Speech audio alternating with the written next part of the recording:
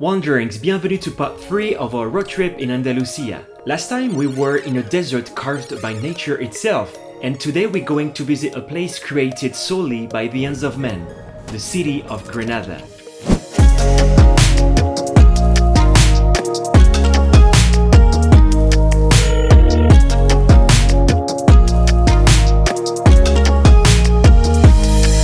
I had long heard about Granada. I have always wanted to visit it. From the first step I took, I found her attractive, authentic, and fabulous. To tell you the truth, that is the city I preferred the most among all towns we visited in Andalusia. The reason behind that is probably its atmosphere, a charming and indescribable feeling, an emotion that you are really somewhere else, someplace exotic where nothing can harm you.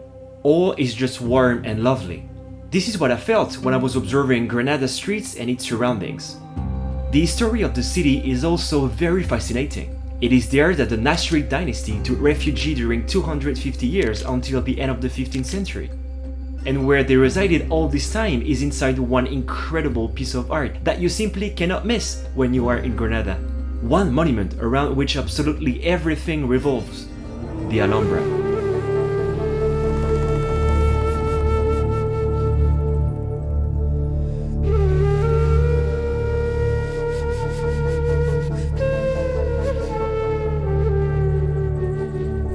The first monument that could even be called a wonder and that I wanted to do at least once in my life is the Alhambra. Ooh, I'm so excited! Let's go inside and discover this impenetrable fortress. We paid €14 per person to enter. That includes all of the palaces, the garden, and the Alcazaba, which comes from Al-Kasbah in Arab and means fortification or citadel. At the top of the Alcazaba, you can probably have one of the best views over Granada, if not the best. Let me tell you first that the Alhambra is more than worth it, and secondly, I recommend going outside of the peak season first thing in the morning, booking the tickets before, online. We started with the Nasrid palaces and we were almost alone, no joke, all alone in the monument the most visited in Spain with 2 to 3 million visitors per year. The same monument where in normal times you book your ticket 2 to 3 months early. So just being almost alone in here, there is no words to describe my emotions really. While I'm realizing what's happening, allow me to tell you a bit of history. The Alhambra is the only Arab palace built in the Middle Ages that is still intact. The first king of the dynasty, Mohammed I, decided to build the Alhambra around 1238. Its construction will last until the 16th century, so even after the Christian conquest of the city in 1492. Proof that they loved that palace so much that they kept it. Omnis terra veneratur, tibi omnes angeli. All along the visit, you will see unique Andalusian Arab art, like for example this fountain, called the Fountain of the 12 Lions. It is quite exceptional because Muslims did not like to represent animals.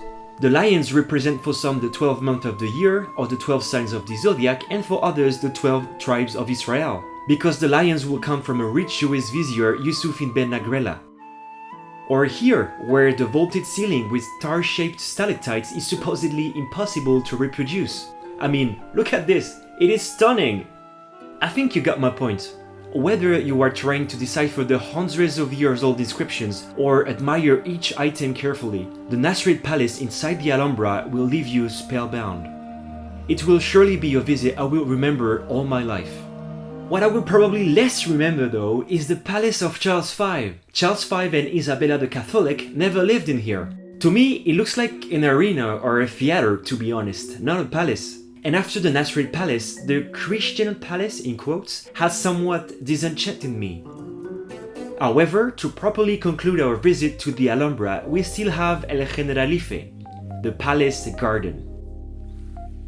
According to Théophile Gautier in 1840, the real charm of the Generalife is its garden and its waters. I could not agree more with him. The Arabs have brought together in perfect harmony the plants and the water.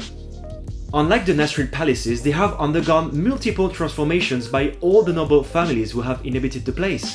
But this does not change its undeniable appeal. Now let's go to the east of the city to a very special neighborhood where gypsies have established their homes.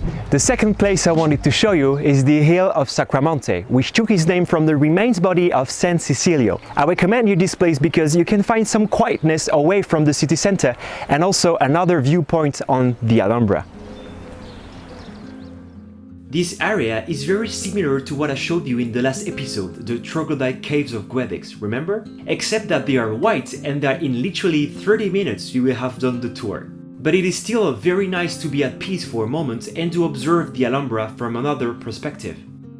When you visit Granada, you will probably see the Alhambra quite often. We actually saw many miradors, and the best one as well as the busiest is El Mirador St Nicolas.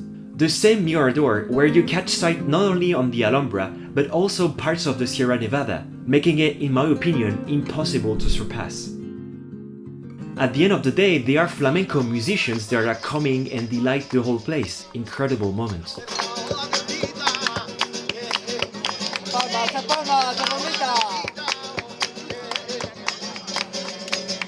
I did say that everything revolves around the Alhambra, but one other place, a bit more discreet in the center of the city, is worth stopping by. The Cathedral of Granada, our last stop, is incredible by many aspects. Firstly, it was constructed on the top of the ancient mosque, showing the power of the Christianism right after the winnings of the Arabs. And secondly, this is the first in Spain to adopt the Renaissance style. There is no lastly, because unfortunately I couldn't visit it, it was closed today. We can just hope the inside looks as pretty as the outside. If we are now still not sure about the interior of the cathedral, the exterior is sublimated by this opera singer.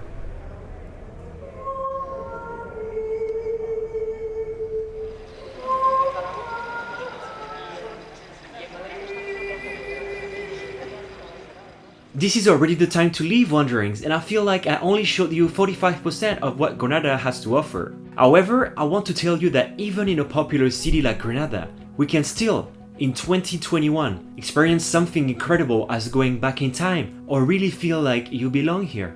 I had in Granada that very special sensation of happiness, and I was just complete. I hope you find this as soon as possible on your next trips.